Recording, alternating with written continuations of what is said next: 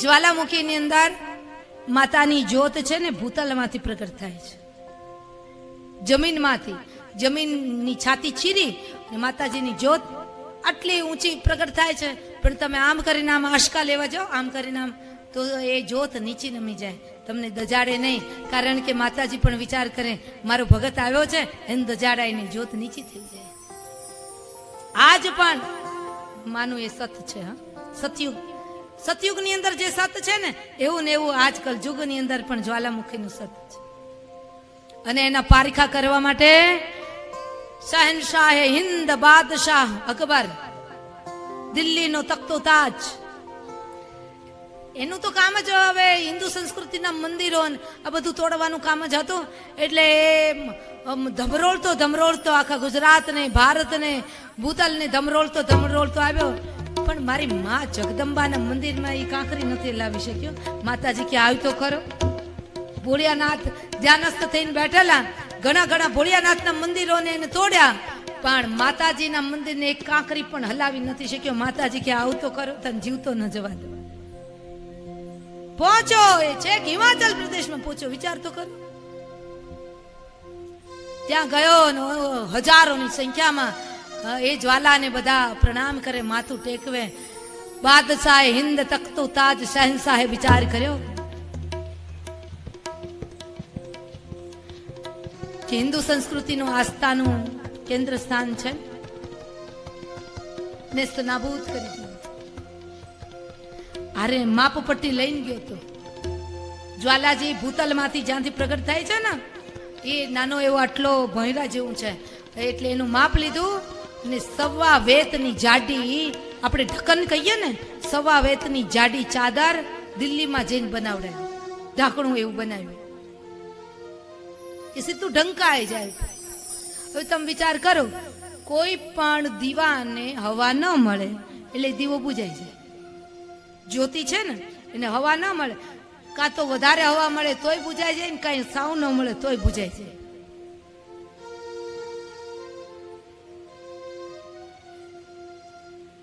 બાદશાહ હિન્દ અકબર ત્યાં ગયો.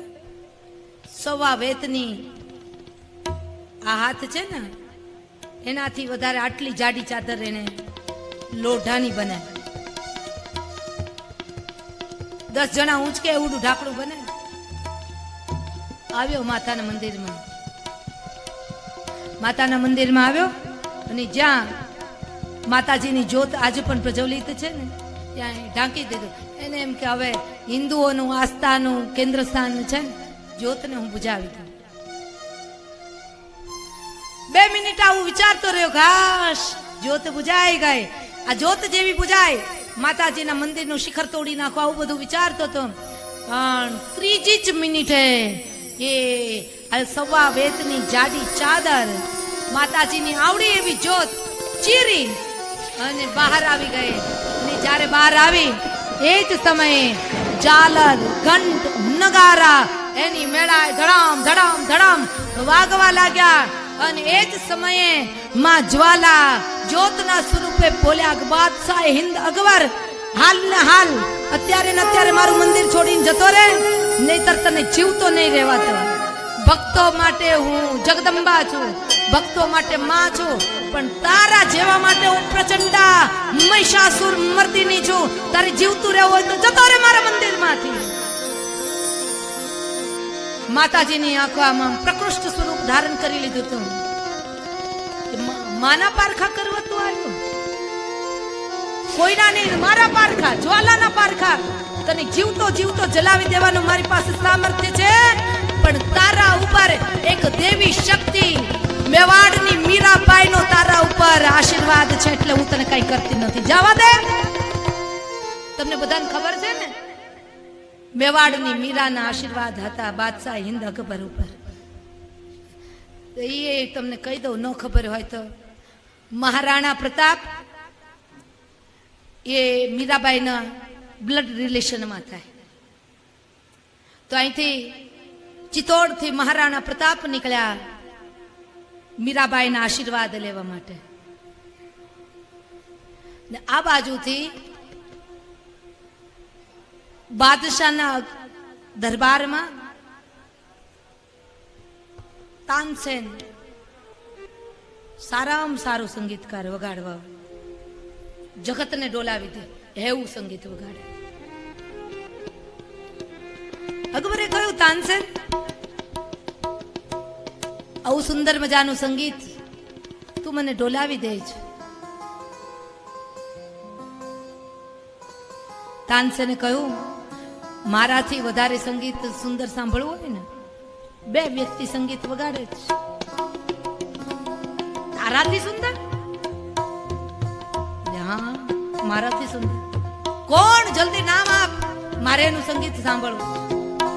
અને એને હાજર કરો.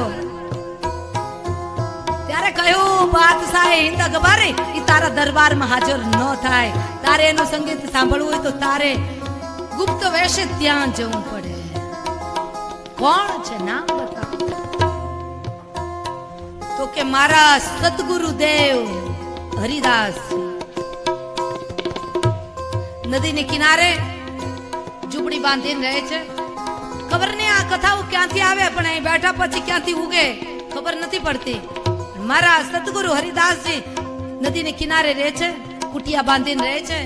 અને સુંદર મજાનું સંગીત, જેની પાસેથી હું સંગીત શીખ્યો, સદગુરુનું સંગીત તું સાંભળીશ ને તો ગાંડો થઈ જઈશ, દીવાનો બની જઈશ, પાગલ બની જઈશ તું.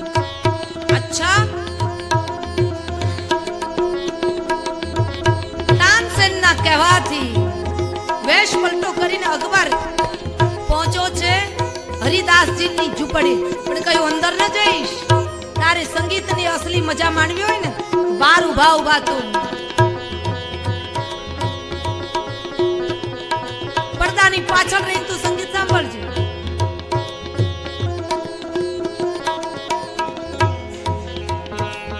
આખી રાત બાદશાહ હિંદ અકબરે સંગીત સાંભળ્યું. તો કે હું તો કુરબાન થઈ જાઉં એટલું તારા સદગુરુ સંગીત વગાડે. તારા ગુરુજીને કહે ને મારા દરબારમાં સંગીત વગાડવા માટે આવે.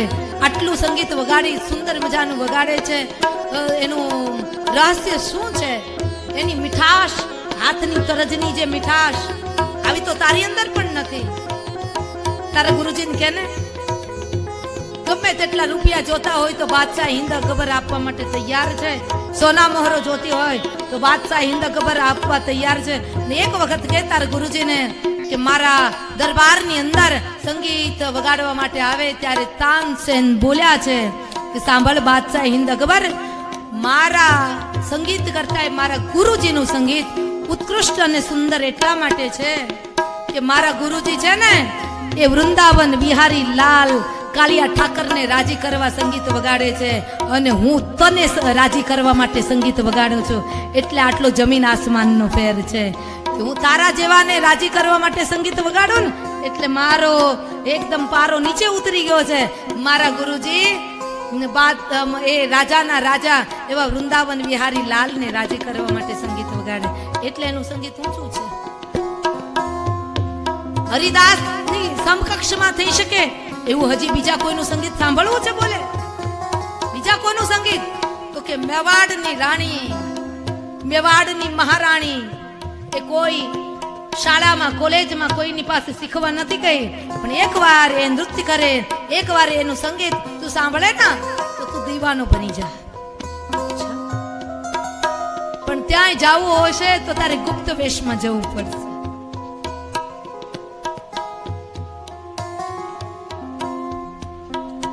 વેશ પલટો કરીને કહેવાય છે કે બાદશાહે હિંદ અકબર આવ્યો મેવાડની રાણી મીરાબાઈ પાસે.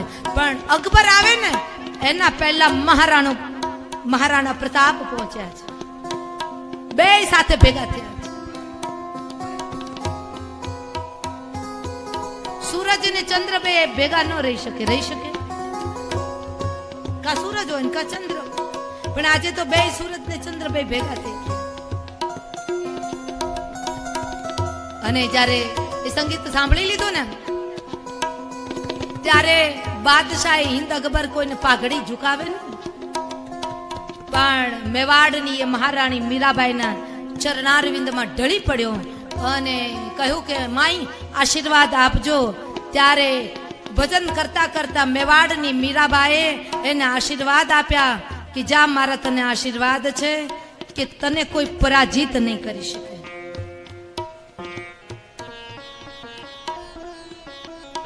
સંત છે ને, આશીર્વાદ આપી દીધી, તને કોઈ પરાજિત નહીં કરી શકે. અને ત્યાં પોતાના જ બ્લડ રિલેશન, લોહીનો સંબંધ જેની સાથે ધરાવે છે એવા મેવાડના મહારાણા પ્રતાપનો ત્યાં પ્રવેશ થયો. એણે પણ મીરાબાઈનો ચરણ સ્પર્શ કર્યો કે તમે તો મારા કુળ પરંપરાના કહેવાઓ, મને માં આશીર્વાદ આપો. ત્યારે એવા તાઈ મીરાબાઈએ આશીર્વાદ આપ્યા. એકને આશીર્વાદ આપી દીધા કે તને કોઈ પરાજિત નહીં કરી શકે, પણ મારા મેવાડના મહારાણાને હું આશીર્વાદ આપું કે તને કોઈ જીતી નહીં શકે. જા મારા તને આશીર્વાદ. એટલે આ બે એકબીજાને ટક્કર લેતા, કોઈ આ પરાજિત ન થાય, આને કોઈ જીતી ન શકે. બે ઉપર મીરાબાઈના આશીર્વાદ હતા. એટલે કહેવાય છે કે અયોગ્ય વ્યક્તિને ક્યારે આશીર્વાદ કોઈ સંત આપી દે ને તો સજ્જનો મુશ્કેલીમાં મુકાઈ જાય. જાણ્યા જોયા વગર મારા ગુરુ મહારાજ કહેતા આશીર્વાદ ન અપાય કોઈને. અને જ્યારે જ્યારે આપણે આપણા આશીર્વાદ આપીએ ને આપણું તપોબળ બહુ ઓછું થઈ જાય. અનઅધિકારી વ્યક્તિને આશીર્વાદ ન અપાય. આ એટલે ફૂલ્યો ફાલ્યો ફરતો હતો. કોણ? બાદશાહ હિંદ અકબર. એના ઉપર એક દેવી શક્તિના આશીર્વાદ હતા. અને એ દેવી શક્તિ કોણ? મેવાડની રાણી મીરાબાઈ, જે કૃષ્ણની પ્યારી, કૃષ્ણની દીવાની, કૃષ્ણની સખી. માં જગદંબાએ કહ્યું તારા ઉપર એક ભગતના આશીર્વાદ છે, બાકી જીવ તો સળગાવી દઉં તને, છોડું ના, જતો રહે જા. અને હવે બીજી વખત જો કોઈ દિવસ પારખા કરવા આવ્યો ને હવે નહીં છોડું. માતાજીએ કહ્યું, મારી જ્વાલા મૈયા બોલ્યા. પેલા કહ્યું માં માફ કરો, અમ્મા જાન માફ કરો. અંતમાં કહ્યું અમ્મા જાન. આપણે માતાજી કહીએ, મમ્મી કહીએ, બા કહીએ, એ લોકો કહે અમ્મા જાન माफ करना, मैं श्रद्धा के साथ आपके पाए में पढ़ता हूँ, मत्था टेकता हूँ, फिर से मैं जाता हूँ दिल्ली। ओ दिल्ली जाकर मैं आपके लिए कुछ न्योछावर भेंट लेकर आता हूँ, माँ मेरे को माफ करना। अम्मा जा। बादशाह हिंद अकबर गयो, 1.25 મણનું, સાંભળજો માતાઓ દેવીઓ, 1.25 મણનું સોનાનું છત્તર લઈને આવ્યો મા માટે, જ્વાલા મૈયા માટે, આજ પણ મોજૂદ છે ત્યાં। 1.25 મણ એટલે કેટલું સોનું થાય વિચાર તો કરો।